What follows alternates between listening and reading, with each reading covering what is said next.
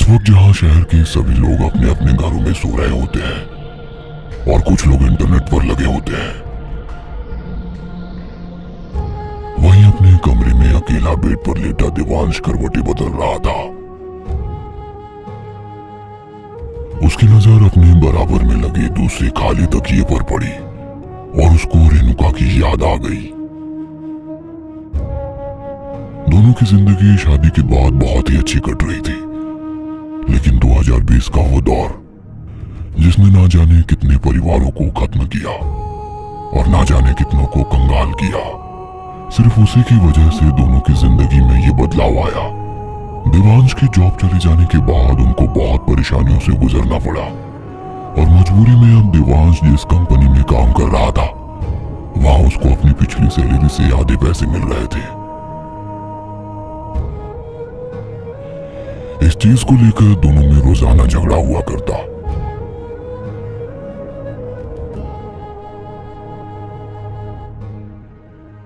और एक दिन रेणुका देवांश को छोड़कर मायके चली गई। देवांश ने खुद को उसकी यादों से निकाला और तकिए के पास रखा अपना मोबाइल उठाया। कॉल करने की हिम्मत तो नहीं थी, लेकिन उसने मैसेज टाइप किया। दूसरी तरफ से जवाब आया। पढ़कर देवांश को गुस्सा आने लगा और उसने मोबाइल साइड में फेंक दिया। जिस बीवी ने 7 फेरे लेने के बाद भी सिर्फ इसलिए मुझे छोड़ दिया क्योंकि मेरी जॉब अच्छी नहीं रही, ऐसी बीवी का फायदा भी क्या, कहकर देवांश बेड से उठा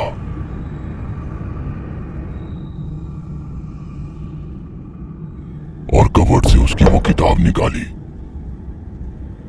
जिसके बारे में शादी से पहले उसने कसम खाई थी कि चाहे कितनी भी परेशानी आए, जिंदगी में उस किताब का इस्तेमाल नहीं करेगा।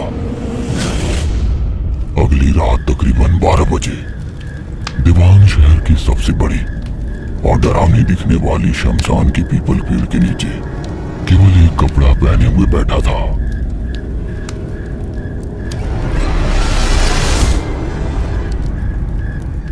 उसके सामने कुंड जल रहा था जिसके इर्द गिर्द उसके साथ लाई हुई सामग्री रखी हुई थी। एक पीतल का कलश, एक काला मुर्गा, एक काले धागे की गुच्छी और उसके पास एक तेज धार वाला चाकू। वो बड़ी शांति से इन मंत्रों का जाप कर रहा था और रात के सन्नाटे में उसको कभी कुत्तों के रोने की आवाज आती तो कभी भटकती आत्माओं की।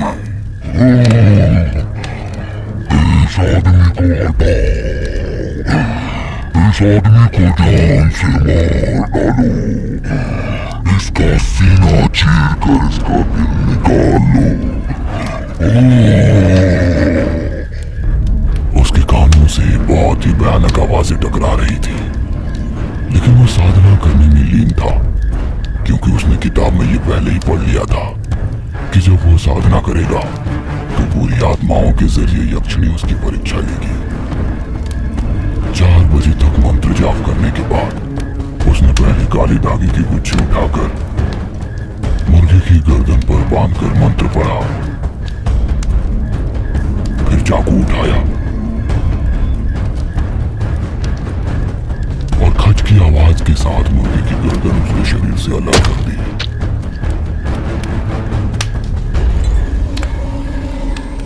अब उसने उस मुर्गे की गर्दन को एक कलश में रखा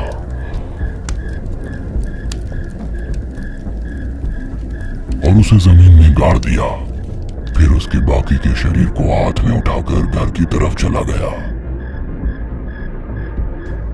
इस तरह से वो हर रात यक्षिणी की साधना कर रहा था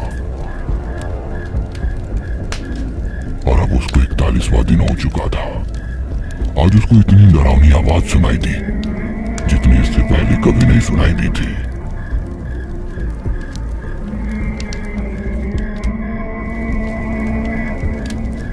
और आज हवाएं इतनी तेज चल रही थी, ऐसा लग रहा था जैसे कुंड में लगी आग बुझ ही जाएगी। वो आंखें बंद करके तेज तेज मंत्र जाप करता रहा। देवांश, मेरे साधक, आंखें खोलो। देवांश ने जब अपनी आंखें खोली तो सामने का नजारा देखकर उसकी सांसें जैसे रुक सी गई। उसकी आंखें सामने खड़ी उस औरत की पूरे बदन को निहार रही थी।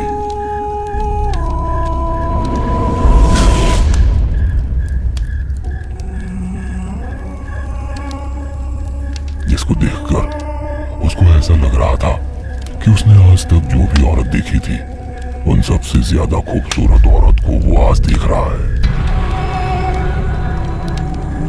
उसने लाल रंग की साड़ी पहनी हुई थी जिसका पल्लू हल्की चलती हवा में लहरा रहा था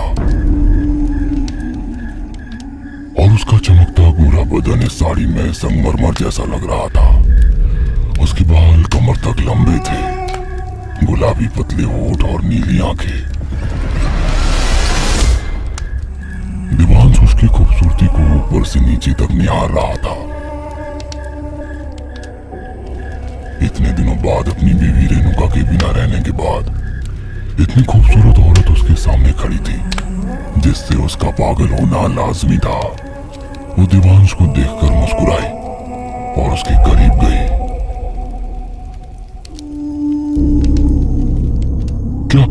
क्या तुम? दिवांश ने आधा सवाल किया। मैं तुम्हारी यक्षिणी। उसने फुसफुसाती आवाज में कहा, जो कि रात के सन्नाटे में बिल्कुल साफ साफ सुनाई दे रही थी। जैसे ही उसने अपना नाम लिया, पेड़ के इर्द गिर्द हवा में कौवे इकट्ठे होकर कांव कांव करने लगे, जिनकी आवाजों से दिवांश को थोड़ा होश आना शुरू हुआ। वो अपनी जगह से खड़ा हुआ और उसके ठीक सामने जाकर रुका।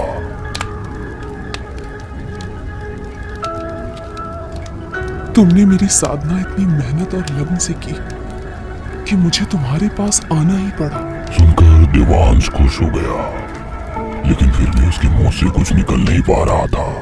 मेरे साथ आओ, कहकर यक्षिणी पलटी, जिसके पीछे से उसकी पतली कमर पर दिवांश की नजर पड़ी। जब वो मुस्कुराती हुई आगे चलने लगी तो दिवांश भी उसके पीछे पीछे हो लिया।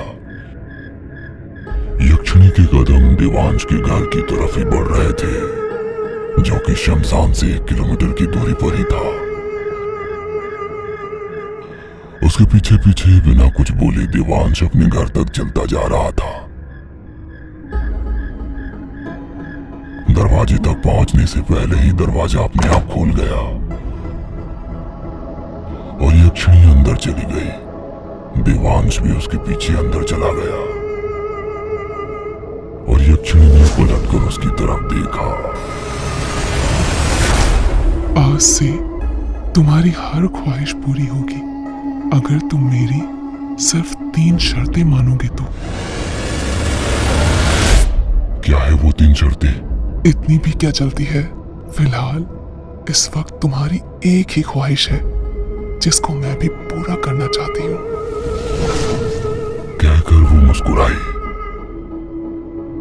जिससे दिवांश के दिल पर मानो 1000 छुरियां एक साथ चल पड़ी हो। और फिर दिवांश के कमरे की तरफ वो चल गई। दिवांश भी पीछे पीछे कमरे में चला गया। वो भूल चुका था कि उसकी कोई बीवी भी है और सीधा जाकर यक्षिणी के गले लग गया।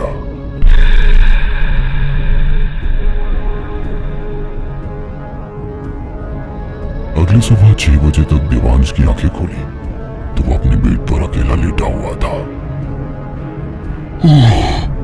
अरे वो कहां गई?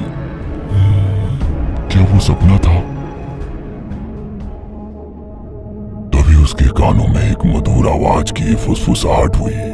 इतना क्यों बेचैन होते हो देवांश? अब मैं हमेशा तुम्हारे साथ हूं। कहकर यक्षिणी सामने आई, जिसको देखकर वो बेड से उठ खड़ा हुआ। मेरी पहली शर्त, अब से मैं तुम्हारे साथ पूरी जिंदगी रहूंगी, तुम्हारी बीवी की तरह। दूसरी शर्त, मैं तुम्हारी हर ख्वाहिश पूरी करूंगी और बदले में तुम मेरे साथ रोजाना रात को शराब पियोगे और मांस खाओगे। तीसरी शर्त, मेरे अलावा मैं बर्दाश्त नहीं करूंगी अगर तुम किसी और स्त्री के करीब जाओगे। ये सुनकर दिवांश ने कुछ भी नहीं सोचा उसके मन की लालच ने उसके मुंह से निकलने वाले अल्फाज बदल दिए। और मैं चाहता हूँ कि मेरी जिंदगी में पैसे की बिल्कुल भी कमी ना रहे, और ये सिर्फ एक रात में हो जाए, जैसे 2 साल पहले मेरे दोस्त रोनित के साथ हुआ था। उसके हिस्से में उसके पुरखों की हवेली आई, और उस हवेली के गार्डन में उसको गुप्त धन मिला, लाखों का सोना, जिसका असली मूल्य उसको भी नहीं पता।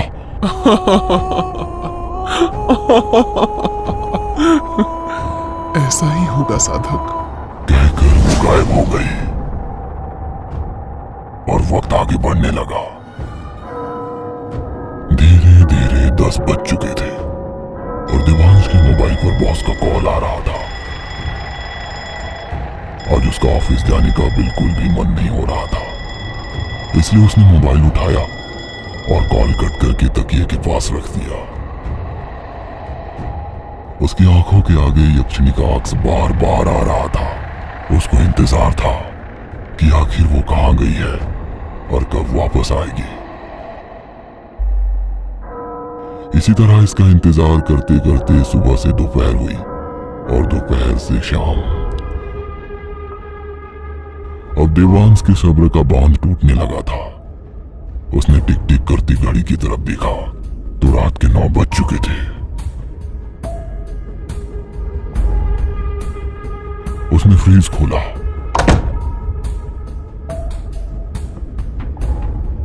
और उसमें रखी शराब की बोतल निकाली। फिर एक घूंट भरकर ऊंची आवाज में बोला,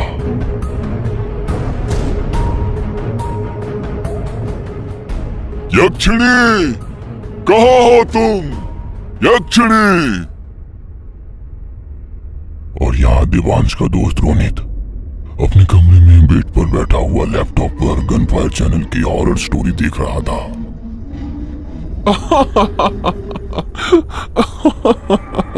तभी उसके कानों में एक मोहक हंसी की आवाज गूंजी। उसने उठकर लैपटॉप का साउंड म्यूट किया, लेकिन वो आवाज दोबारा उसके कानों में गूंजी और इस बार उसने उसका नाम भी पुकारा। रोनित, कैसे हो? वो बेड से उठ खड़ा हुआ और इधर उधर देखते हुए बोला, कौन है? तभी फटाक से उसके कमरे का दरवाजा खुला और उसको सामने खड़ी हुई यक्षिणी नजर आई, जिसको वो देखता ही रह गया। जी, आप कौन है? यक्षिणी धीमे धीमे कदमों से उसकी तरफ आई और बिल्कुल करीब आकर बोली, बस आपसे मुलाकात करने की ख्वाहिश रखने वालों में से एक। सुनकर रोनित के माथे पर सलवटें आ गई और वो बोला, मुझसे मिलने की ख्वाहिश करने वाले बहुत है क्या? जी हाँ, आपको शायद पता नहीं, पूरे गांव में आपसे न जाने कितनी लड़कियां मिलना चाहती हैं। आप इस गांव के सबसे अमीर आदमी जो ठहरे। ये सुनकर रोनित मुस्कुराया और बोला, वो तो है। फिर रोनित ने उसकी कमर में हाथ डालकर उसको अपनी तरफ खींचा। उनकी नजरें एक दूसरे से मिली तो रोनित ने देखा कि उसकी आंखों का रंग बदलकर लाल हो चुका है। वो अचानक से उससे अलग हुआ और अपने बेड पर गिर गया। कौन हो तुम? कोई बचाओ, कोई बचाओ! उसने ऊंची आवाज में कहा, लेकिन उसकी आवाज उसके कमरे के बाहर तक भी ना पहुंच सकी। यक्षिणी भयानक अंदाज में मुस्कुराई और फिर उसका चेहरा इतना डरावना हो गया कि रोनित की चीख निकल आई, मैं यक्षिणी हूँ, यक्षिणी। यक्षिणी ने जैसे ही ये कहा, उसके दांत भेड़िए के जैसे लंबे हो गए और रोनित सोच भी नहीं पाया था कि वो आगे क्या करे। इससे पहले ही यक्षिणी उसके सीने पर बैठ गई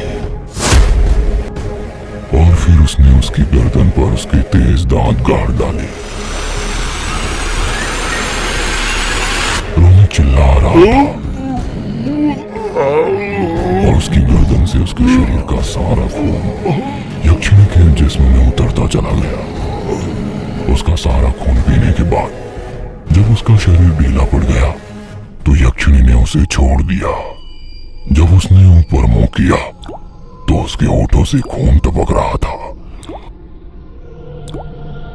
आंखें अंगारों की तरह चमक रही थी। वो जोर से चिल्लाई, यक्षिनी!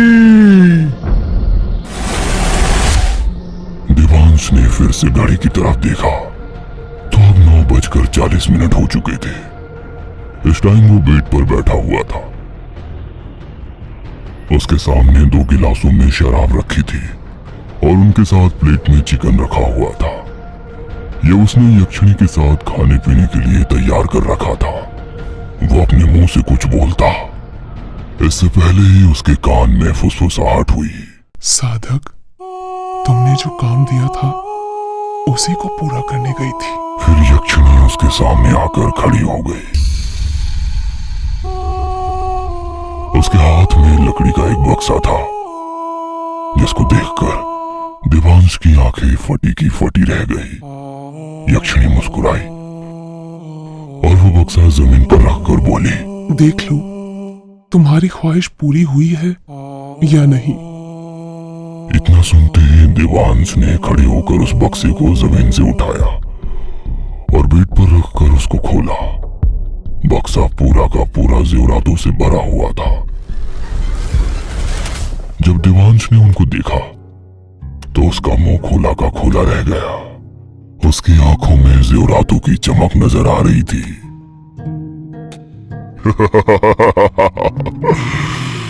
अब मेरे पास अपार धन आ चुका है। अब मुझे किसी भी चीज की कमी नहीं होगी। यक्षिणी भी उसको देखकर मुस्कुराई और उसने शराब के दोनों गिलास अपने हाथ में उठाए और एक गिलास देवांश के मुंह में लगा दिया। देवांश ने भी उस गिलास को पकड़ा, जिससे यक्षिणी का हाथ देवांश के हाथ से टच हुआ। उसका हाथ बर्फ जैसा ठंडा था और यक्षिणी की गर्म सांसें अपने चेहरे पर महसूस करते हुए वो भी शराब की घूंटे भरने लगा। फिर यक्षिणी ने चिकन की प्लेट से लेग पीस उठाया और उसमें बड़ी ही बेसब्री से 2-3 मुंह मारने के बाद वो देवांश के मुंह की तरफ बढ़ाई। देवांश ने भी उसका जूठा चिकन खाने में कोई आपत्ति नहीं दिखाई। अगले दिन देवांश ने अपने घर को नई नई चीजों से भरना शुरू कर दिया। जो भी चीज वो अपने घर में चाहता था सब कुछ खरीद कर पूरे दिन लाता रहा और रात को उसने अपने लिए एक कार भी खरीद ली।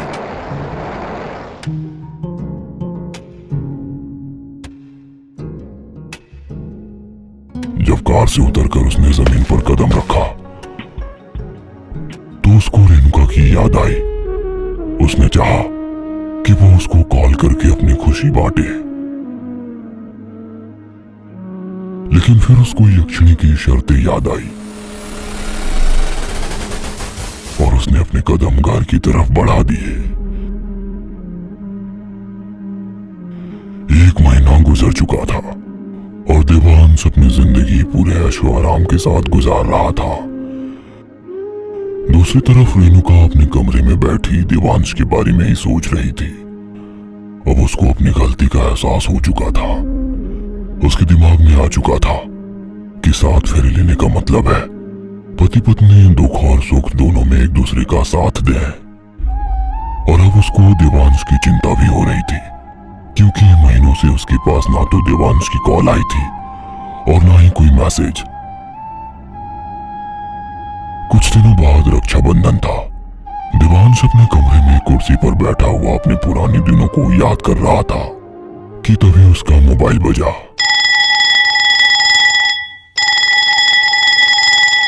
जिस पर अपनी बहन ज्योति की कॉल आती देखकर उसके चेहरे पर एक मुस्कान छलक आई। देवांश ने कॉल रिसीव की और बात करने लगा। हेलो ज्योति। हेलो भैया, कैसे हैं आप? मैं बहुत अच्छा हूँ मेरी प्यारी बहन, तुम कैसी हो? आप तो मुझे एकदम ही भूल गए हैं भैया, ना कॉल ना मैसेज। अरे ऐसा नहीं है, बस तुम्हारी भाभी से झगड़ा हो गया था इसलिए माइंड थोड़ा डिस्टर्ब था। भाभी से आपका झगड़ा हुआ और आपने मुझे बताया भी नहीं? ये सुनकर देवांश ने ज्योति को अपने और रेणुका अलका के बारे में सब कुछ बता दिया, जिसे सुनकर ज्योति बोली, आप फिक्र मत कीजिए भैया, रक्षाबंधन पर मैं आपके घर आ रही हूँ और फिर मेरे साथ भाभी के घर चलना, मैं उनको समझाऊंगी। यह सुनकर देवांश के चेहरे पर मुस्कुराहट आ गई। वो बोला, हाँ मेरी प्यारी बहन, मेरा भी तुमसे मिलने का मन है। इतना कहकर उसने थोड़ी देर और ज्योति से बात की और फिर कॉल कट कर दिया। फिर उसको याद आया कि उसने रोनित से भी कई दिनों से बात नहीं की है। जब रोनित को केस जीतने पर हवेली और गुप्त धन मिला था तो उसने सबसे पहले देवांश को ही बताया था। यह सोचकर उसने रोनित का नंबर लगा दिया। जब कॉल उठी तो दूसरी तरफ से रोनित के पापा की आवाज आई। हेलो अंकल, मैं देवांश बोल रहा हूँ, क्या मेरी बात रोनित से करवा सकते हैं? दूसरी तरफ से बड़ी गंभीर आवाज सुनाई दी। बेटा, तुमको पता नहीं कि उसकी मौत हो चुकी है? सुनकर देवांश एकदम से चौंक पड़ा। क्या क्या क्या, क्या कहा अंकल आपने? और ये सब कब हुआ? 1 महीना हो चुका है। रोनित की लाश उसके कमरे में ऐसी हालत में पाई गई कि उसके शरीर में नाम को भी खून नहीं बचा था और घर में रखा सारा सोना भी गायब था।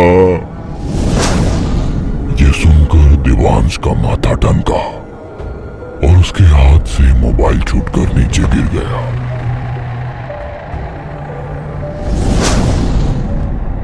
उसको अपनी कही हुई बात याद आई जो उसने यक्षिणी से कही थी, और मैं चाहता हूं कि मेरी जिंदगी में पैसे की बिल्कुल भी कमी ना रहे और ये सिर्फ एक रात में हो जाए, जैसे 2 साल पहले मेरे दोस्त रोनित के साथ हुआ था। उसने ध्यान दिया कि जो जेवरात उसको यक्षिणी ने लाकर दिए थे वो भी बहुत पुराने समय के लग रहे थे। क्या हुआ साधक, किस सोच में डूबे हुए हो? अचानक से उसके सामने यक्षिणी प्रकट हुई।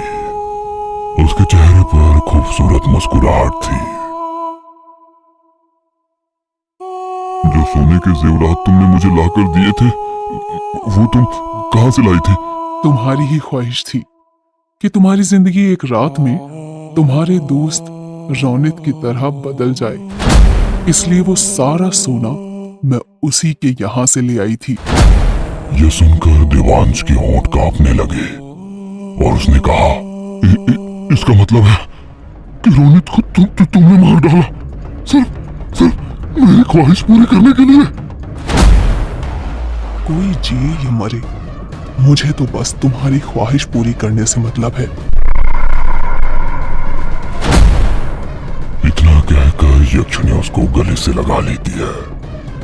देवांश को यह बात जानकर बहुत बुरा लगता है कि उसकी ख्वाहिश की वजह से ही उसके दोस्त रोनित की मौत हुई। 2 दिन बाद रात की ठीक 11 बजे, जिस वक्त देवांश यक्षिणी के साथ बैठा मांस खा रहा था, उसके कानों में डोरबेल की आवाज सुनाई दी। सुनते ही वो उठ खड़ा हुआ और कमरे से निकलकर मेन डोर को खोला तो सामने उसकी बहन ज्योति खड़ी थी। ओ मेरे प्यारे भैया, कहते हुए ज्योति ने अपने भाई को गले लगा लिया। दोनों भाई बहन इतने दिनों के बाद एक दूसरे से मिल रहे थे, इसलिए देवांश ने भी अपनी प्यारी बहन को गले से लगा लिया। यक्षिणी को यह बात पता चल गई और उसको गुस्सा आने लगा। देवांश और ज्योति हॉल में बैठकर आपस में बातें करने लगे। इतनी लेट कैसे हो गई तुम? और मुझे बताया क्यों नहीं तुम आ रही हो? मैं लेने के लिए आ जाता। भैया मैं आपको सरप्राइज करना चाहती थी, इसलिए तो नहीं बताया। दोनों ने बैठकर तकरीबन 11:30 बजे तक बात की। अब ज्योति के सोने का वक्त हो चुका था। देवांश ने ज्योति को एक कमरे में ठहराया और फिर खुद भी अपने कमरे में पहुंच गया जहां यक्षिणी बैठी हुई नजर आ रही थी। तुम इतनी गुस्से में क्यों दिख रही हो? तुम मेरी शर्त के बारे में भूल गए हो। शर्त? कौन सी शर्त? मेरे अलावा किसी और स्त्री के करीब भी नहीं जाओगे। सुनकर देवांश डर गया और बोला, मैं किसी स्त्री के करीब नहीं गया। वो मेरी छोटी बहन है, क्या मैं उससे भी नहीं मिलूंगा? मिल सकते हो, लेकिन उसने तुम्हें गले कैसे लगाया? वो मेरी बहन है। क्या एक भाई अपनी बहन को गले नहीं लगा सकता? मैं यक्षिणी हूँ और एक यक्षिणी का साधक उसके सिवाय किसी भी स्त्री को गले तक नहीं लगा सकता। सुनकर देवांश बेहद डर गया और हाथ जोड़कर बोला, तुम उसको कुछ मत करना। मैं कल राखी बंधवाते ही उसको यहाँ से भेज दूंगा। सुनकर यक्षिणी आगे कुछ नहीं बोली और देवांश के बराबर में लेट गई। देवांश ने समझा कि वो मान गई है और वो भी अपनी आंखें बंद करके सो गया। सुबह देवांश के कानों में एक बर्तन की बजने की आवाज आई तो उसकी आंखें खुली। उसने देखा कि यक्षिणी उसके सामने खड़ी है और जो आवाज उसे सुनाई दी थी वो एक खाने की डिश थी जिस पर ढक्कन रखा हुआ था और उसके साइड में खून टपक रहा था। उस डिश को टेबल पर रखने की आवाज से ही उसकी आंखें खुली थी। क्या है इसमें? खुद ही देख लीजिए। नहीं! और यक्षिणी जोर जोर से हंसते हुए ऊंचे स्वर में चीखते हुए कहती है, तुम सिर्फ मेरे हो और मैं तुम्हारी। यक्षिणी, यक्षिणी। रात के तकरीबन 2 बज रहे थे। रेलवे ट्रैक पर एक ट्रेन तेज की रफ्तार से दौड़ रही थी। उसी ट्रेन में एक आदमी बैठा हुआ था जिसकी गोद में उसकी पालतू बिल्ली सो रही थी। उस आदमी के सामने वाली सीट पर बैठी रेणुका बड़ी देर से उस बिल्ली को देखे जा रही थी।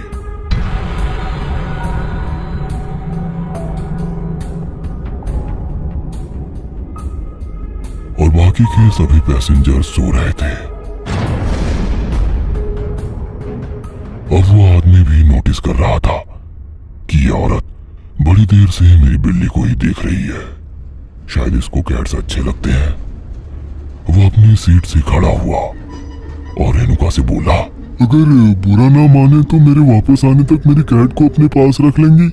मुझे वॉशरूम से होकर आना है। इस पर रेणुका मुस्कुराई और बोली, जी क्यों नहीं, वैसे भी ये बहुत प्यारी है।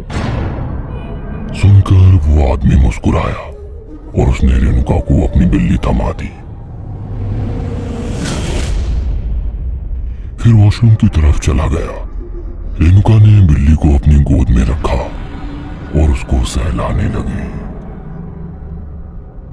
वापस आकर उस आदमी ने देखा कि रेणुका अपनी जगह पर नहीं है और उसकी बिल्ली भी गायब है। वो डर गया और बोगी में इधर उधर देखने लगा। जब वो गेट के पास पहुंचा तो उसने देखा कि रेणुका जमीन पर बैठी हुई है और उसका चेहरा बाहर गेट की तरफ है। आप यहाँ क्या कर रही हो? मेरी कैट कहाँ है? सुनकर जैसे ही रेणुका ने उसकी तरफ मुंह किया, वो आदमी चौंक पड़ा। रेणुका उसकी बिल्ली को मार चुकी थी और उसका कच्चा मांस खा रही थी।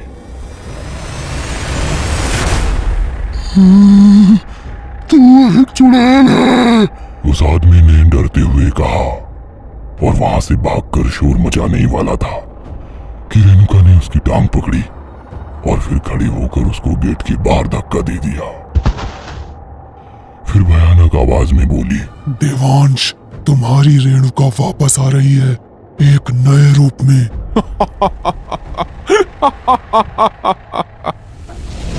अगली रात 10 बजे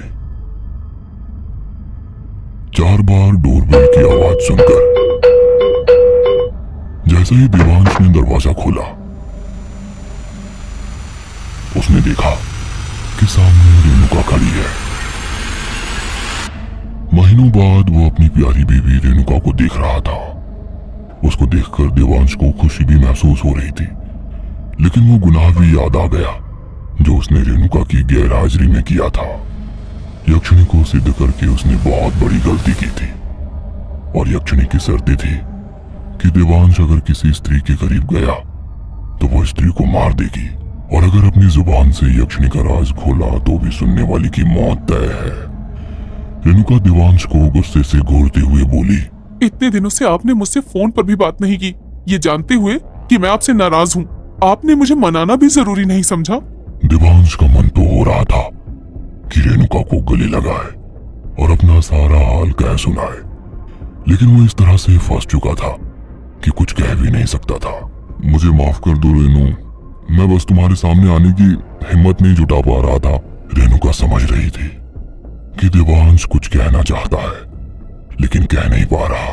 तुम कमरे में चलकर आराम करो रेनू, बातें तो बाद में भी होती रहेगी, कहते हुए देवांश ने रेणुका का लगेज उठाया और उसके कमरे की तरफ लेकर चल दिया। रेणुका हॉल में रुककर अपने घर को देखने लगी, क्योंकि महीनों बाद वो वापस आई थी।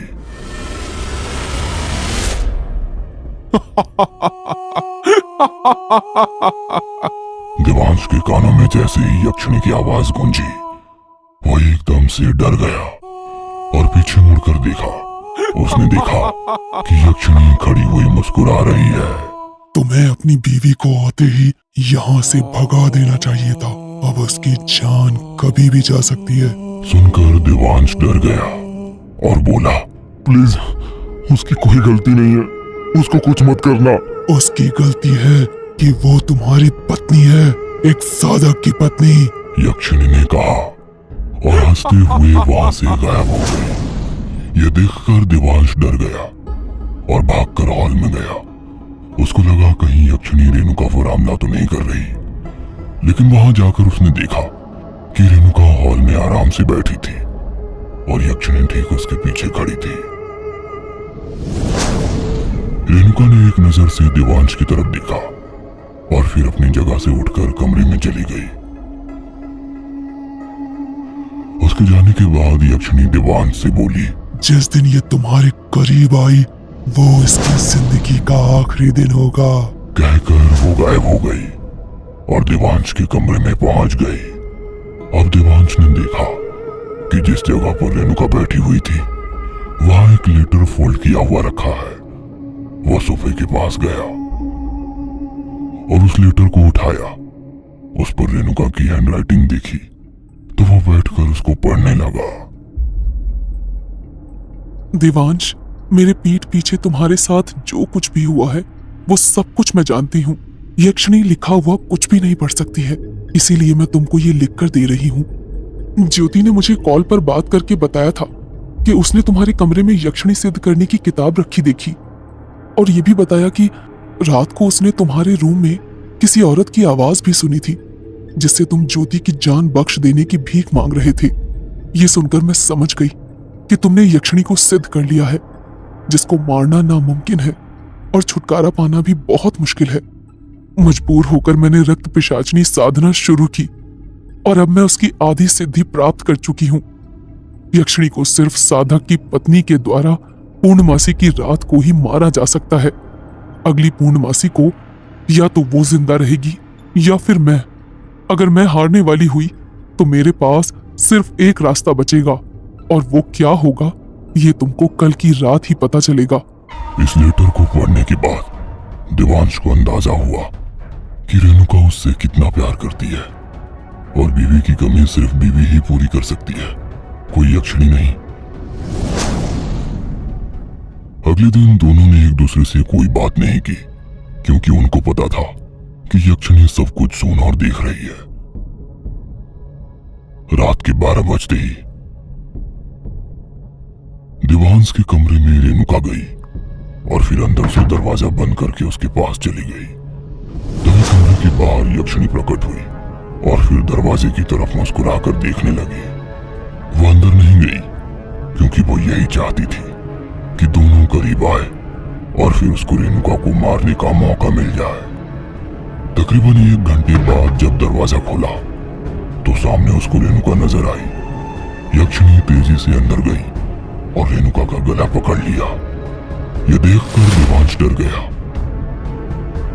और रेणुका को छुड़ाने की कोशिश करने लगा। अब यक्षिणी रेणुका को भी नजर आ रही थी। यक्षिणी ने रेणुका को एक तरफ धक्का दे दिया और देवांश को भी कमरे से बाहर ढकेल दिया। फिर उसने कमरे को अंदर से बंद कर दिया और रेणुका पर झपटी। रेणुका के हाथ में इस वक्त एक चाकू था जो उसने पहले से ही कमरे में रखा था। यक्षिणी ने चिल्लाते हुए अपने नाखूनों से रेणुका के चेहरे पर हमला किया और रेणुका के चेहरे से खून आने लगा। उसने भी चाकू का एक वार यक्षिणी के हाथ पर किया तो उसके हाथ से खून निकलने लगा। यह देखकर यक्षिणी की हंसी रुक गई और वो बोली, मेरे शरीर से खून कैसे आया? ये नहीं हो सकता। आज पूर्णमासी की रात है और इस रात तुम मेरे हाथों मारी जा सकती है।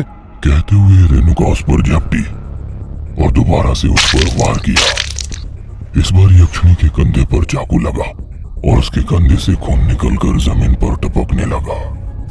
बाहर से देवांश दरवाजे को तोड़ने की पूरी कोशिश कर रहा था। उसको डर था कहीं वो रेणुका को आज खो ना दे। यक्षिणी बहुत गुस्से में थी। उसने रेणुका का हाथ पकड़कर मोड़ा और उसके हाथ से चाकू छूटकर नीचे गिर गया। अब यक्षिणी ने भयानक हंसी हंसते हुए अपना मुंह खोला तो उसके बड़े बड़े दांत निकल आए। उसने रेणुका को कस के पकड़ा और उसकी गर्दन पर दांत गड़ाकर उसका खून पीने लगी। थोड़ी देर में एक जोरदार चीख के साथ रेणुका का शरीर हिला कर दिया और वो जमीन पर गिर पड़ी। देवांश जैसे ही दरवाजा तोड़कर अंदर पहुंचा तो उसने देखा कि रेणुका जमीन पर पड़ी है और यक्षिणी उसको देखकर हंस रही है। ये देखो देवांश, इसको लगता था कि रक्त पिशाचिनी बनकर मुझे आज रात मार देगी।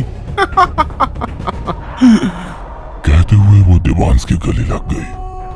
देवांश के पैरों तले जमीन निकल चुकी थी। उसको समझ नहीं आ रहा था कि वो क्या करे। उसने देखा कि रेणुका रेंगती रेंगती उस तरफ जा रही है जहां जमीन पर यक्षिणी का खून पड़ा हुआ है। जब रेणुका उसके खून के पास पहुंच गई तो बोली, तुझे मारकर अपने पति को तुझसे नहीं बचा सकी तो क्या हुआ, तेरे जैसी बनकर तो बचा सकती हूँ ना। कहते हुए रेणुका उसका जमीन पर पड़ा हुआ खून चाटने लगी। यह देखकर यक्षिणी चिल्लाई और रेणुका पर झपट पड़ी।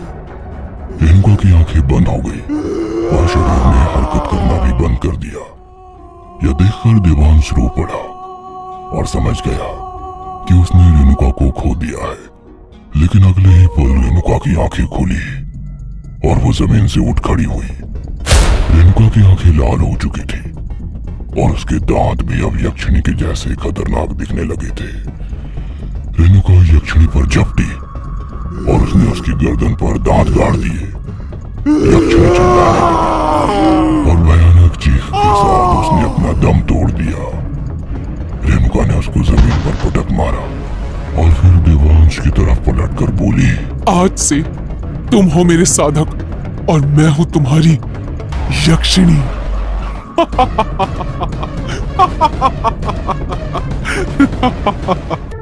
आज वो यक्षिणी देवांश की जिंदगी से जा चुकी है, लेकिन रेणुका अब खुद एक यक्षिणी बन चुकी है।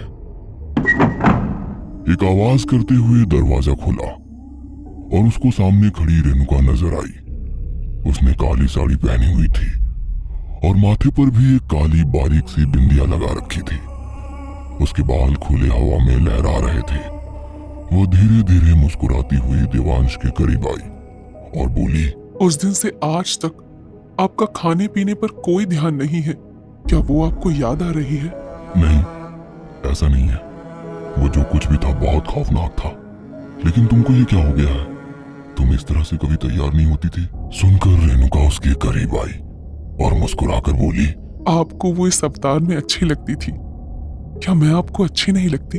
नहीं, मेरे दिल में तुम्हारी जगह अब कोई नहीं ले सकता। कहकर देवांश ने उसकी कमर में हाथ डाला और उसको अपने करीब खींच लिया। सुबह देवांश की आंख उसके मोबाइल की रिंग की आवाज से खुली। उसने कॉल रिसीव किया और बात करने लगा। हेलो देवांश भैया। हेलो भैया, मैं सुमित बोल रहा हूँ, ज्योति का कॉलेज फ्रेंड। शायद उसने मेरे बारे में आपको बताया होगा। नहीं, उसने बताया तो नहीं। एक्चुअली उसका प्लान था कि मैं उसके साथ आपसे आकर मिलूं, लेकिन मैं नहीं आ पाया। शायद वो गुस्सा है, इसलिए कई दिनों से मेरी कॉल नहीं ले रही है, इसलिए मुझे डायरेक्टली आपको कॉल करना पड़ा। ये सुनकर देवांश समझ गया कि ज्योति का मोबाइल घर में ही कहीं पड़ा होगा, लेकिन अब इसको क्या बोले। तभी रेणुका ने पीछे से देवांश के हाथ से मोबाइल छीन लिया और बात करने लगी। इडियट, मेरा मोबाइल घर में ही कहीं खो गया है। मैं नाराज नहीं हूँ, तुम आ रहे हो तो आ जाओ, लेकिन मैं आज मेरे बचपन की फ्रेंड के घर जा रही हूँ, वहां से कल वापस आऊंगी। देवांश ये देखकर हैरान था कि रेणुका बिल्कुल ज्योति की आवाज में बात कर रही है, लेकिन रेणुका के चेहरे पर एक रहस्यमयी मुस्कान थी। अरे तुम नहीं होगी तो मैं भैया भाभी से कैसे मिलूंगा? मेरे भैया भाभी कोई घोस्ट नहीं है, तुम यहाँ आकर रुको, कल मैं वापस आ ही जाऊंगी। कहकर रेणुका ने कॉल कट कर दिया। वो आज यहाँ आ जाएगा, फिर जब कल ज्योति वापस नहीं आएगी तो हम क्या करेंगे? सुनकर रेणुका ने उसके चेहरे पर हाथ फेरा और बोली, वो सब तुम मुझ पर छोड़ दो, अब मैं पहले जैसी नहीं रही। रात को सुमित देवांश के घर पहुंचा। रेणुका ने उसको हॉल में बिठाया और फिर तीनों ने बैठकर बातें की। रेणुका के बात करने का अंदाज भी अब बदलकर बिल्कुल यक्षिणी के जैसा ही हो चुका था, जिसको देवांश नोटिस कर पा रहा था। काफी देर बात करने के बाद रेणुका ने खाने में चिकन बनाया और फिर डिनर के बाद सुमित को एक कमरे में ठहरा दिया। हेलो, अबे सुमित कमीने पहुंच गया ससुराल। और ज्योति भाभी कैसी है?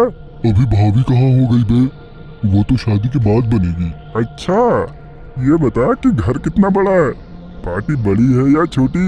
अबे यार क्या बताऊं, बहुत बड़ा घर है और जरूरत की हर चीज है यहाँ, जितना सोचा था उससे कहीं ज्यादा। फिर तो तेरी लॉटरी लग गई यार। कुछ ऐसी सेटिंग बैठा कि शादी के बाद तू भी वहीं शिफ्ट हो जाए। ज्योति की जो भाभी है ना, क्या बताऊं यार, बड़ा की खूबसूरत है, उससे ज्यादा तो उन पर दिल आ रहा है। कमीने, ऐसा कर, भाभी को ही पटा ले। वैसे भी बॉयफ्रेंड के साथ मिलकर पति का मर्डर करने वाले केसेस बहुत बढ़ने लगे हैं इंडिया में।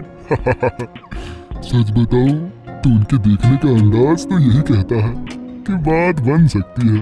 एकदम कातिलाना नजरें हैं। वेरी गुड, बस तू तो अपनी सेटिंग उनसे ही कर ले, फिर ज्योति से शादी के बाद वो खुद तुझे वहां रोकने की सेटिंग कर लेगी।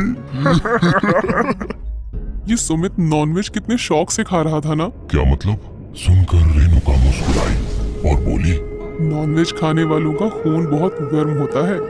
सुनकर देवांश को अजीब लगा, लेकिन वो उसको रोक नहीं सकता था, क्योंकि रेणुका में आए इस बदलाव का जिम्मेदार वो खुद को ही मानने लगा था। अभी सुमित अपने कमरे में लेटा हुआ गन फायर स्टोरीज देख रहा था कि किसी ने दरवाजे पर नॉक किया। उसने उठकर दरवाजा खोला तो रेणुका सामने खड़ी थी। उसको 2 बजे दरवाजे पर खड़ा देखकर सुमित डर गया। अंदर नहीं बुलाओगे? जब रेणुका ने मुस्कुराते हुए कहा तो उसकी जान में जान आई। जी जी, क्यों नहीं, अंदर आइए ना, कहकर उसने पूरा दरवाजा खोल दिया और फिर रेणुका उसके पास बैठकर बातें करने लगी। मुझे अकेले में तुमसे कुछ बात करनी थी। जी कहिए ना। अगर देवांश और मैं तुमको ज्योति के लिए सिलेक्ट कर लेते हैं, तुम शादी के बाद उसको कहाँ रखोगे? मैं सच बताऊं तो उसको आप लोगों से दूर नहीं करना चाहता, इसलिए सोच रहा हूँ कि इसे शहर में शिफ्ट कर लेंगे। इसका मतलब तुम इसी घर में रहना चाहते हो? नहीं नहीं नहीं, ऐसा नहीं है, सुमित ने हड़बड़ाते हुए कहा। लेकिन रेणुका मुस्कुराई और बोली, तुम ये कह सकते हो कि आपकी वजह से इसी घर में रुकने का मन करने लगा है। ये सुनकर सुमित को अपनी चाल कामयाब होते हुए नजर आने लगी। अब आपने डायरेक्टली बोल ही दिया है तो सच बताऊं, आपकी अदाओं के आगे ज्योति कुछ भी नहीं है। आप बहुत ज्यादा अट्रैक्टिव हैं। सुनकर रेणुका ने उसका चेहरा अपने हाथों में थाम लिया और बोली, अभी तुमने मुझे ठीक से देखा ही कहा है। दोनों एक दूसरे की आंखों में आंखें डालकर देखने लगे और कुछ ही सेकंड्स के अंदर रेणुका की आंखें लाल अंगारों जैसी चमकने लगी, जिनको देखकर सुमित अचानक से डरा और पीछे हट गया। रेणुका ने भयानक हंसी हंसते हुए अपना हाथ उठाया, जिसके काले काले नाखून अब लंबे नुकीले हो चुके थे उसने 2 उंगलियां उसकी आंख में मारी। ऐसा करने से उसकी एक आंख फूट गई और दर्द से चीख निकल पड़ी। रेणुका ने देर ना करते हुए उसकी दूसरी आंख में भी उंगली मारकर उसको अंधा कर दिया। उसकी दर्दनाक चीख जब अपने कमरे में सो रहे देवांश के कानों तक पहुंची तो उसकी आंख खुल गई। उसने देखा कि कमरे में वो अकेला सोया हुआ है तो वो तेजी से उठकर बाहर निकला।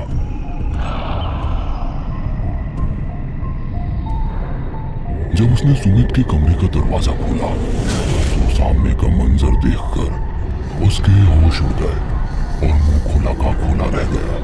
उसने देखा कि बेड पर सुमित अंधी हालत में मरा पड़ा है और रेणुका उसकी गर्दन में मारकर उसका मांस खा रही है। देवांश का कलेजा इस वक्त मुंह को आ चुका था। वो उल्टे पैरों से चलता हुआ पीछे हुआ और फिर मुड़कर कमरे में गया। उसने वही किताब निकाली जिसको पढ़कर उसने कभी यक्षिणी को सिद्ध किया था।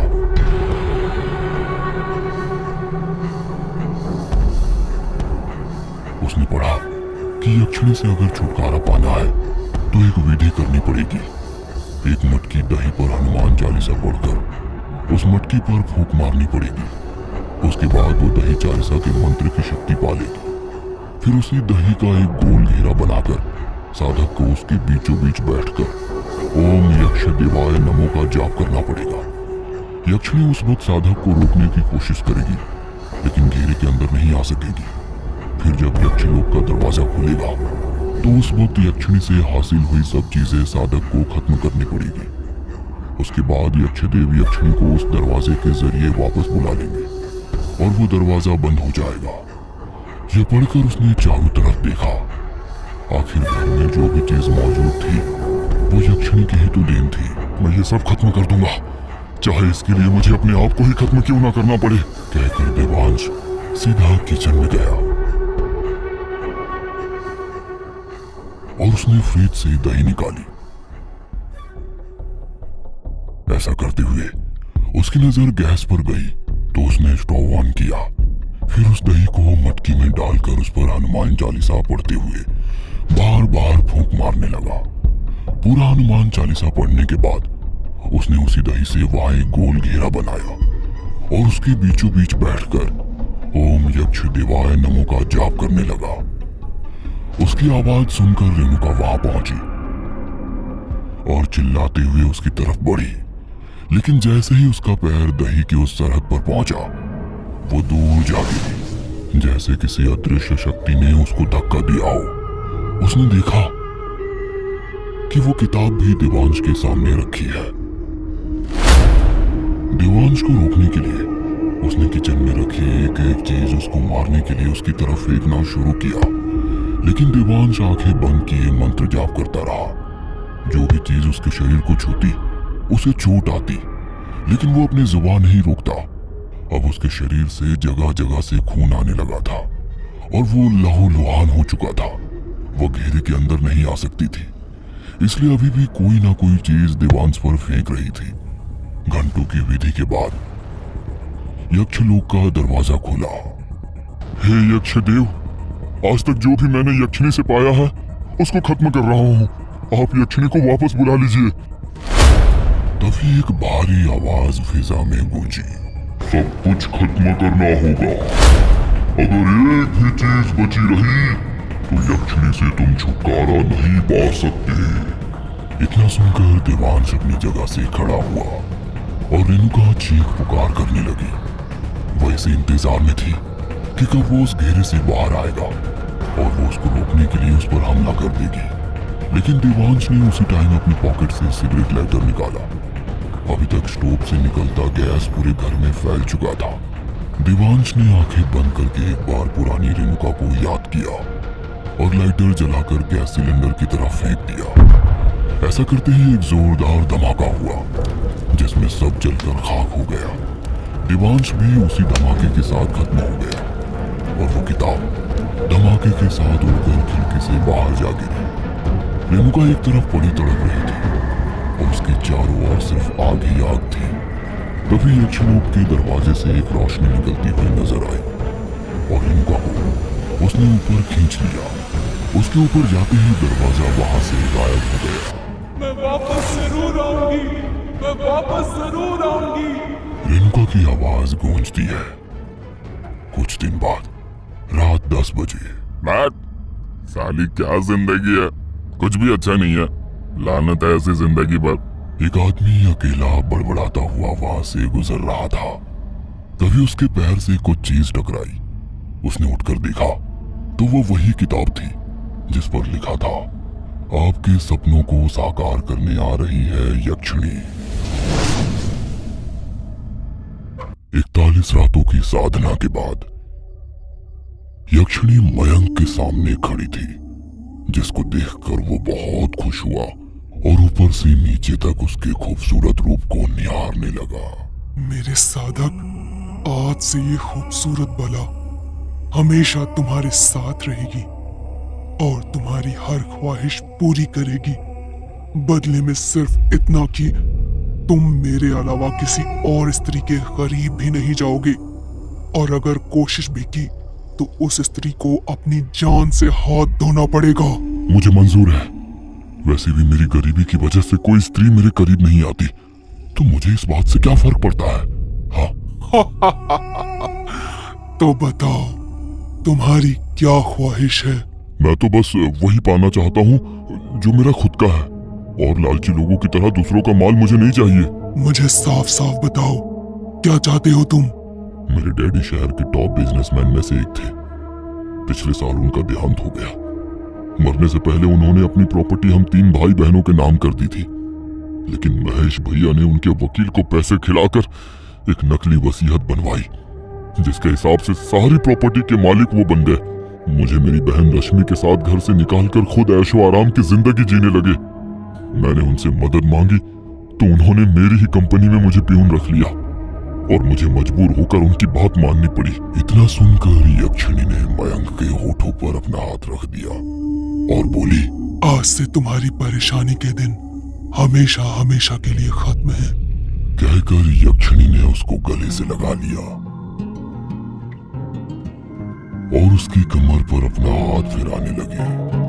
फिर उसको कामुक नजरों से देखकर मुस्कुराई और उसके कमर पर हाथ रखते हुए शरारती अंदाज में उसको जमीन पर धक्का दे दिया। फिर अगले ही पल उसकी बहुत ज्यादा करीब चली गई। सुबह 5 बजे जब रश्मि सोकर उठी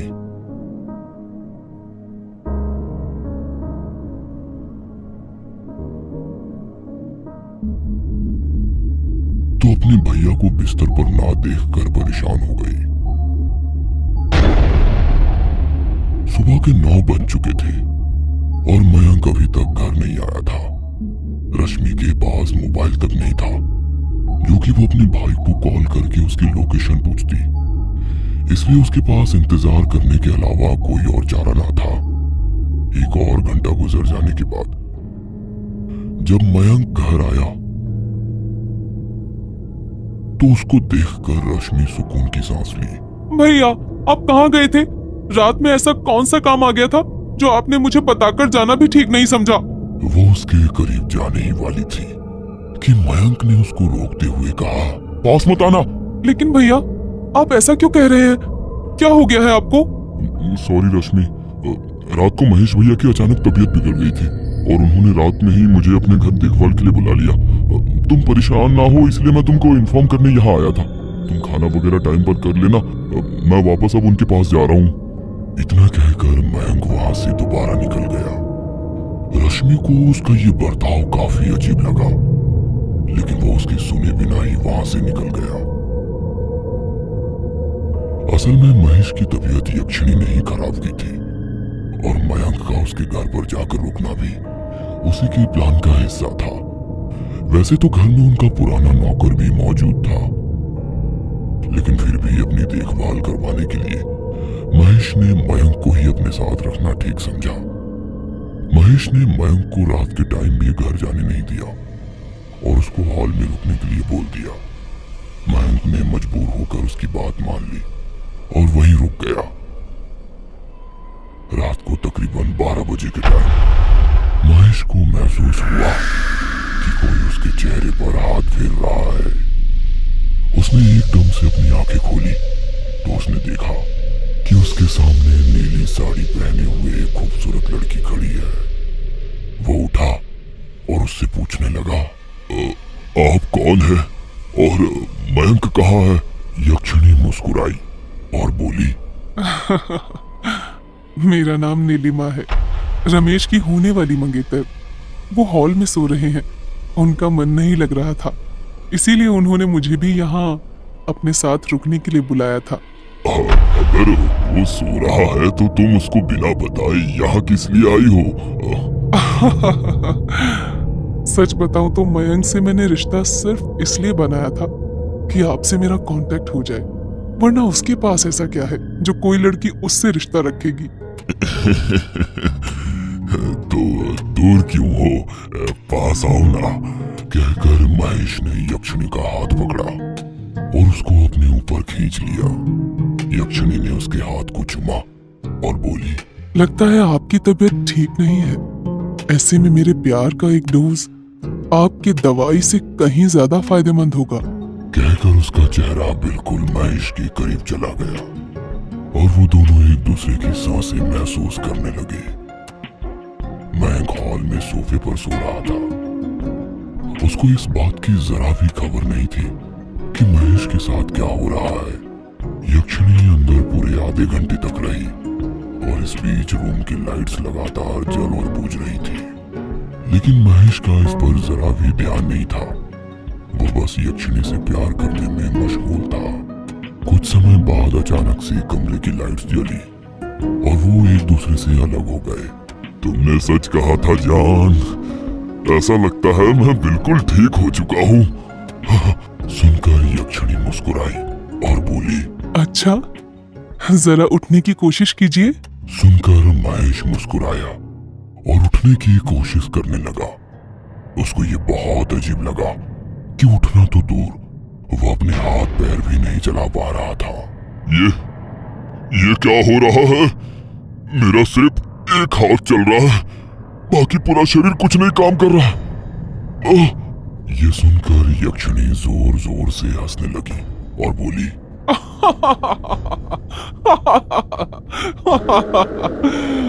क्योंकि इसी हाथ से तू अपनी तकदीर लिखने वाला है। बस इतना ही कहना था कि यक्षिणी अपने डरावने अवतार में आ गई। लाल आंखें, लंबे लंबे दांत, जिसको देखकर वो डर कर चिल्लाने लगा, हेल्प हेल्प मयंक, मुझे बचाओ, हेल्प। कोई नहीं आने वाला यहाँ। अब ये पेपर पेन उठा और जो कहती हूँ लिख, वरना अभी इसी कमरे में तेरी समाधि बन जाएगी और तू अपनी दौलत का 1 रुपया भी खर्च करने लायक नहीं बचेगा। सुनकर वो बेहद डर गया और जो जो यक्षिणी ने बताया वो सब उस पेपर पर लिखता चला गया।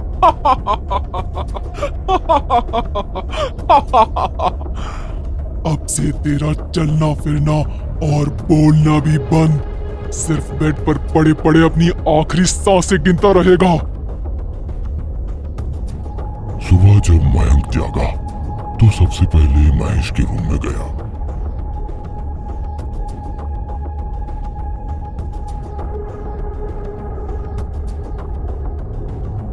वहां उसने देखा कि महेश की आंखें खुली हुई है, लेकिन वो कुछ बोल नहीं रहा है और ना ही उसके हाथ पैर कुछ हरकत कर रहे हैं।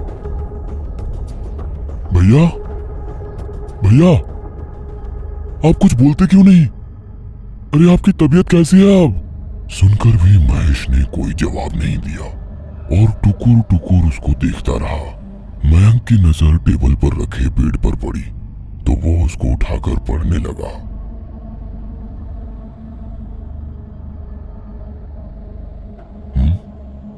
मैं महेश भारद्वाज अपनी बिगड़ती हुई हालत को देखते हुए ये फैसला लेता हूँ कि जब तक मैं ठीक नहीं हो जाता मेरी कंपनी का मालिक मेरा भाई मयंक भारद्वाज रहेगा, और अगर मैं कभी ठीक नहीं हो पाया या मर गया तो मेरी सारी प्रॉपर्टी का मालिक मेरा भाई मयंक ही होगा। है? ये पढ़कर मयंक को समझ आ गया कि यह यक्षिणी का ही खेल है, लेकिन जिस भाई ने कभी उसके साथ अच्छा नहीं किया उसकी बुरी हालत देखकर उस पर दया करना उसको भी ठीक नहीं लगा। मयंक उस पेपर को लेकर वकील से मिला और फिर उसको कोर्ट से रजिस्टर करवा लिया। शाम के टाइम एक कार मयंक के पुराने घर के बाहर आकर रुकी, जिसको देखकर रश्मि बाहर आ गई। उसने मयंक को बैठा हुआ देखकर वो बहुत खुश हुई और करीब जाकर बोली, भैया ये तो महेश भैया की कार है ना, ये आपके पास कैसे आई? अरे महेश भैया को अपनी गलती का एहसास हो गया है और अब उन्होंने हम दोनों को वापस घर बुलाया है। सुनकर वो बहुत खुश हुई और उसने जैसे ही कार का दरवाजा खोलना चाहा तो वो खुला ही नहीं। अरे भैया इस दरवाजे को लॉक क्यों किया हुआ है? मुझे नहीं बैठाओगे क्या? अरे नहीं रश्मि, तुम पीछे वाली सीट पर बैठ जाओ, इस सीट पर नहीं।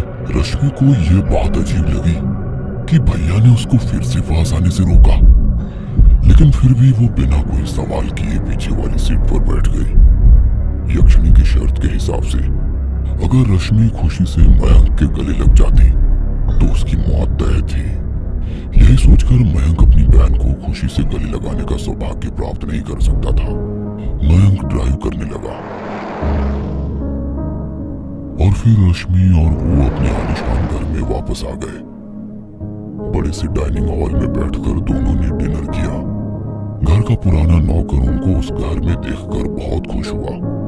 डिनर करते टाइम मयंक को उसके सामने यक्षिणी खड़ी नजर आई, जो अपने चेहरे पर खूबसूरत मुस्कान लिए हुई थी और उसको पीछे आने का इशारा करके एक कमरे की तरफ जा रही थी।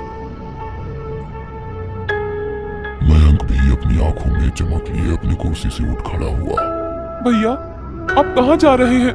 कहते हुए रश्मि उसका हाथ पकड़ने वाली थी, लेकिन वो एकदम से पीछे हट गया और बोला, मैं बहुत थक चुका हूँ, इसलिए सोने जा रहा हूँ। तुम भी डिनर करके जो कमरा सही लगे उसमें स्टे कर लेना, बाकी बातें कल करते हैं। कहकर वो भी उस कमरे की तरफ चला गया।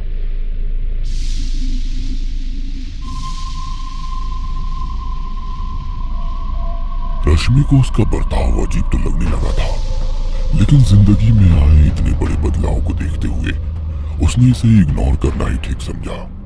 जब मयंक उस कमरे में पहुंचा तो यक्षिणी बेड पर लेटी उसका इंतजार कर रही थी। उसने मुस्कुराते हुए मयंक का हाथ पकड़ा और अपने करीब खींच लिया। अब मयंक की जिंदगी पूरी तरह बदल चुकी थी। जितना उसका हक बनता था उससे ज्यादा उसको मिल चुका था। दूसरी तरफ महेश की हालत बिगड़ती जा रही थी। उसके सेक्रेटरी दिव्या जो उससे चिपकी रहती थी, उसने भी उसके पास जाना छोड़ दिया था और अब वो मयंक पर अपने डोरे डालना शुरू कर चुकी थी। एक हफ्ते के अंदर महेश की हालत गंभीर होती चली गई और उसकी मौत हो गई।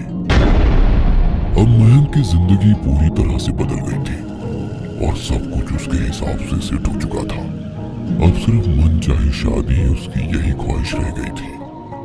उस रात जब यक्षिणी मयंक से प्यार करने के इरादे से उसके करीब गई तो उसने उसको रोक लिया। क्या हुआ? मुझे इस तरह पीछे हटाने की हिम्मत कैसे हुई? यक्षिणी, तुमने जो कुछ भी आज तक मुझे दिया उसका मैं बहुत आभारी हूँ, लेकिन अब मुझे कुछ नहीं चाहिए। तुम अब मेरी जिंदगी से चली जाओ। मेरी शर्त क्या थी, ये भूल गए क्या तुम? नहीं, याद है कि मैं तुमसे कभी अलग नहीं हो सकता, लेकिन उससे पहले एक शर्त यह भी है कि तुमसे मैं जो भी मांगूंगा वो देने से तुम इनकार भी नहीं कर सकती। क्या मतलब है तुम्हारा? मेरी ख्वाहिश है कि अब यक्षिणी मेरी जिंदगी से हमेशा के लिए चली जाए।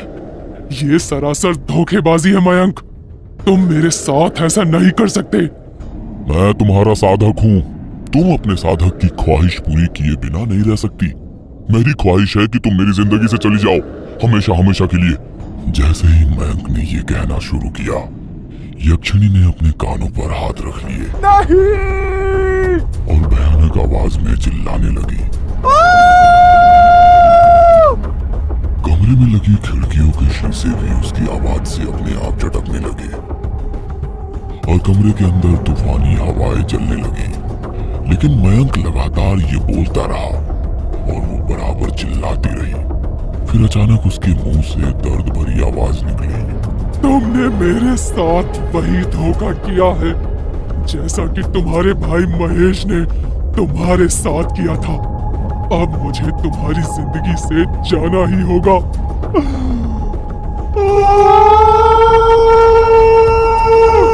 कहकर वो चिल्लाने लगी। फिर धीरे धीरे उसका अस्तित्व खत्म होने लगा और वो वहां से गायब हो गई। तूफानी हवाएं बंद हो गई और सब कुछ एकदम शांत हो गया। तब मयंक ने सुकून की एक ठंडी सांस ली। मयंक ने एक हफ्ते से यक्षिणी को नहीं देखा था और अब उसको पक्का यकीन हो गया था कि उसकी ये तरकीब काम कर चुकी है। इस एक हफ्ते में दिव्या भी उसके करीब आती जाती रही थी।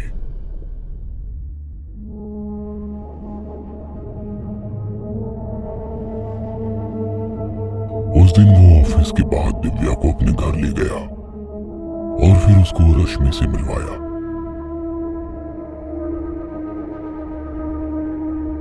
तीनों ने साथ बैठकर डिनर किया और हमेशा की तरह रश्मि 10 बजे तक अपने कमरे में पहुंच गई।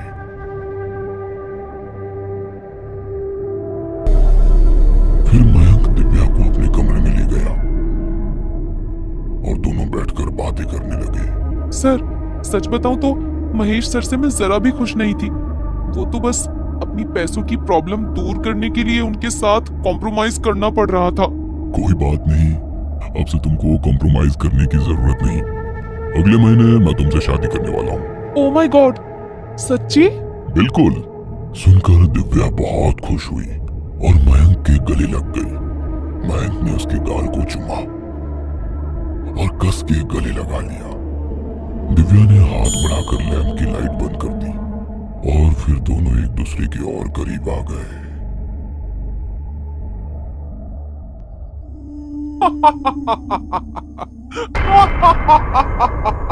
सुबह 5 बजे यक्षिणी की हंसी की आवाज सुनकर मयंक की आंख खुली। यक्षिणी को सामने खड़ा देखकर मयंक बेहद डर गया। उसकी भयानक हंसी सुनकर दिव्या जाग गई और उसका डरावना अवतार देखकर चीख मारने लगी। तुम वापस कैसे आई?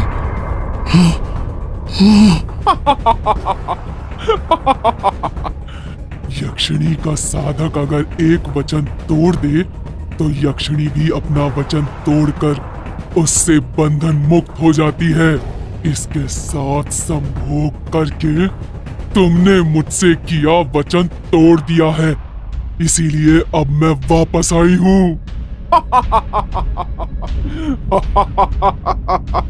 कहकर वो दिव्या पर झपटी और उसके ऊपर बैठकर उसके चेहरे पर अपने तेज नाखूनों के 2-3 वार किए। दिव्या दर्द से चिल्लाने लगी और मयंक टकटकी लगाकर सिर्फ देखता रह गया। फिर उसने अपना एक पंजा दिव्या के सीने में घुसेड़ दिया और उसका दिल निकाल लिया। ये देखकर मयंक की चीख निकल गई और दिव्या उसी टाइम खत्म हो गई। यक्षिणी हंसते हुए उसके दिल को चबड़ चबड़ करके खाने लगी और मजे लेने लगी। आज से मैं तुम्हारी बीवी की तरह तुम्हारे साथ रहूंगी, उन्हीं शर्तों के साथ। आज से तुम हो मेरे पति और साधक और मैं हूं तुम्हारी यक्षिणी।